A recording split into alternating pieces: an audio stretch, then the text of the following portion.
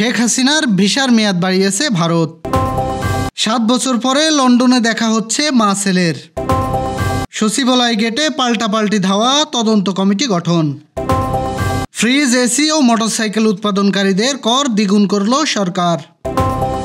ব্যাংকে ডলার সংকট, তথ্য সঠিক নয় বললেন বাণিজ্য উপদেষ্টা। কর্মকর্তা কর্মচারীদের গোয়েন্দা প্রতিবেদন চাই নির্বাচন কমিশন। তিব্বতে ভূমিকম্পে প্রাণহানি বেড়ে 126। 2 ম্যাচ নিষিদ্ধ হলেন ভিনিসিয়াস। শুনছিলেন দিনের খবরের প্রধান শিরোনাম, এবার বিস্তারিত। তার আগে গ্রামের কাগজের ইউটিউব চ্যানেল সাবস্ক্রাইব করুন এবং সব খবর পেতে ফেসবুক পেজ ফলো করে রাখুন।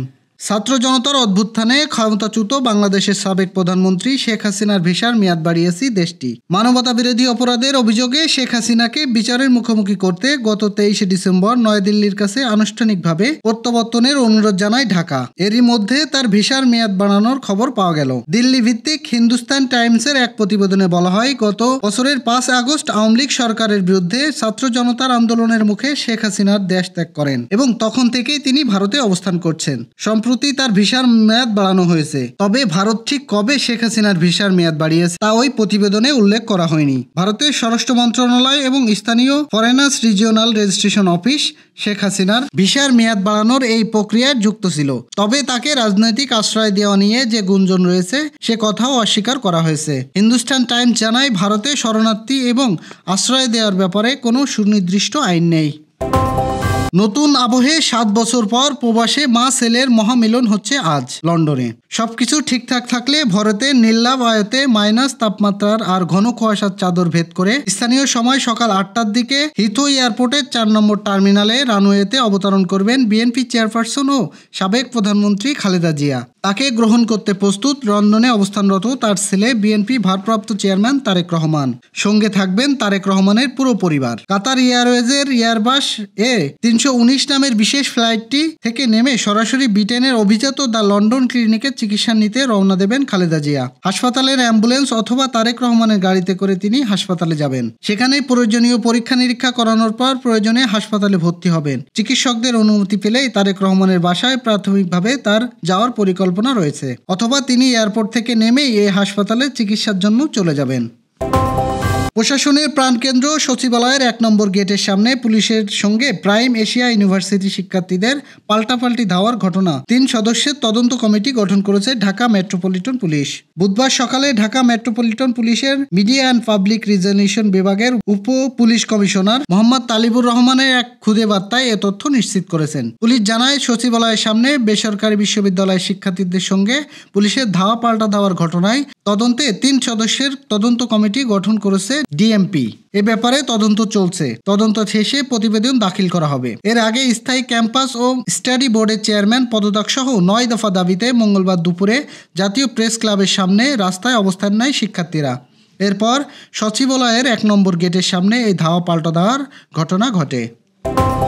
খুচরা যন্ত্রাংশ সহ fridge, refrigerator, air conditioner, processor ও মোটর বাইকের উৎপাদনের প্রতিষ্ঠানের অর্জিত আয়ের উপর 20% প্রদায় আয়কর নির্ধারণ করেছে সরকার। বুধবার জাতীয় রাজস্ব বোর্ড চেয়ারম্যান আব্দুর রহমান খান স্বাক্ষরিত প্রজ্ঞাপনে এ তথ্য জানানো হয়েছে।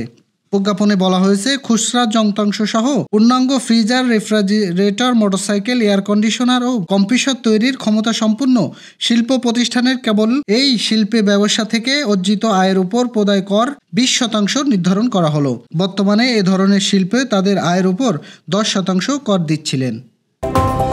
ব্যাংকে ডলারের সংকট আছে বলে যে তথ্য তা সঠিক নয় বলে জানিয়েছেন অন্তর্বর্তী সরকারের বাণিজ্য উপদেষ্টা শেখ বশিরউদ্দিন। বুধবার সকালে রাজধানীর বেগুনবাড়ি দীপিকার মোড়ে টিসিবির স্মার্ট ফ্যামিলি কার্ডের মাধ্যমে পণ্য বিক্রয়ের কার্যক্রমের উদ্বোধনে এই কথা জানান তিনি। বাণিজ্য উপদেষ্টা বলেন, গত বছরে আমাদের সর্বোচ্চ রেমিটেন্স এসেছে। আমাদের রপ্তানিতে প্রায় 17% প্রবৃদ্ধি ঘটেছে।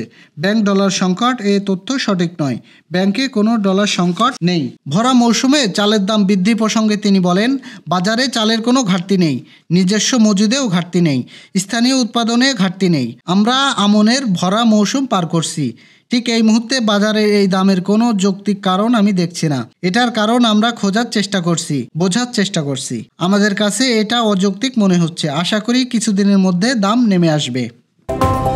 নির্বাচন ভবনে কর্মরত সব কর্মকর্তা কর্মচারীদের গোয়েন্দা প্রতিবেদন চেয়েছে নির্বাচন কমিশন। মঙ্গলবার ইসির সহকারী সচিব মোহাম্মদ শাহিনুর ইসলাম এই সংক্রান্ত এক অফিস আদেশ জারি করেন। এতে উল্লেখ করা হয়, নির্বাচন ভবনকে কি পয়েন্টের ইনস্টলেশন তালিকাভুক্ত করায় 2024 সালের 28 আগস্ট জরিপের অগ্রগতির প্রতিবেদন অনুযায়ী স্পর্শকাতর এলাকাসহ নির্বাচন ভবনে কর্মরত সব কর্মকর্তা কর্মচারী ও নিরাপত্তায় নিয়োজিত কর্মীসহ সব কর্মকর্তা কর্মচারীদের তথ্য বছরের একবার এনএসআই বা এএসবি কর্তৃক জরুরি ভিত্তিতে ভেটিং সম্পন্ন করার সুপারিশ করা হয়। সে প্রেক্ষিতে নির্বাচন ভবনে কর্মরত সবার তথ্যগুলো প্রয়োজন। চীনের তিব্বত অঞ্চলে আঘাত হানা শক্তিশালী ভূমিকম্পে প্রাণহানির সংখ্যা বেড়ে 126 জনে পৌঁছেছে। মঙ্গলবার সকালে 6.8 মাত্রায় ভূমিকম্পে আঘাত হানে, যার ফলে পার্বত্য অঞ্চল পুরো ব্যাপক ক্ষয়ক্ষতি ঘটে। খবর রয়টার্সের। চীনের ভূমিকম্প নেটওয়ার্ক সেন্টারের তথ্য অনুযায়ী মঙ্গলবার স্থানীয় সময় সকাল 9টা 5 মিনিটে ভূমিকম্প হয়। ভূমিকম্পের উৎপত্তিস্থল ছিল প্রতিবেশী দেশ নেপালের সীমান্তবর্তী তিব্বত ডিউরিং কাউন্টি। সিএনসি জানিয়েছেন, রিক্টার স্কেলে এই ভূমিকম্পের মাত্রা ছিল 6.8। তবে মার্কিন ভূতাত্ত্বিক জরিপ সংস্থা জানিয়েছেন, রিক্টার স্কেলে ভূমিকম্পটির মাত্রা ছিল 7.1। এই ভূমিকম্পের প্রভাবে নেপালের রাজধানী কাঠমান্ডুতে প্রবল কম্পন অনুভূত হয়। এছাড়া ভারতের বিভিন্ন অংশেও ভূমিকম্পের তথ্য পাওয়া গেছে। ভূমিকম্পে অনুভূত হয়েছে বাংলাদেশেও। উগ্র আচরণের দায়ে রিয়াল মাদ্রিদের ব্রাজিলিয়ান খেলোয়াড় ভিনিসিয়াস জুনিয়রকে 2 ম্যাচের জন্য নিষিদ্ধ করা হয়েছে। গতকাল মঙ্গলবার বিষয়টি নিশ্চিত করেছে রয়্যাল স্প্যানিশ ফুটবল ফেডারেশন। গত শনিবার লা লিগার ম্যাচে ভ্যালেন্সিয়ার গোলকিপার স্টল ডিমেস্কোকে ঘাড় ধাক্কা দিয়ে লাল কার্ড দেখেন ভিনিসিয়াস। মেস্টেলা স্টেডিয়ামে লাল কার্ড দেখার পর রেফারির সঙ্গে বাজেভাবে প্রতিক্রিয়া দেখান তিনি। এই অপ্রত্যাশিত ও উগ্র আচরণের কারণে ব্রাজিলিয়ান তারকাকে এই শাস্তি দেওয়া হয়। লা লিগার সামনে 2 ম্যাচ খেলতে পারবেন না ভিনিসিয়াস। ম্যাচ দুটি অনুষ্ঠিত হবে আগামী 19 ও 26 জানুয়ারি। তবে আগামী শুক্রবার স্প্যানিশ সুপার কাপের সেমিফাইনালে মার্কোর বিপক্ষে খেলতে পারবেন এই ব্রাজিলিয়ান। এই ছিল দুপুরের আয়োজন। সাথে থাকার জন্য ধন্যবাদ।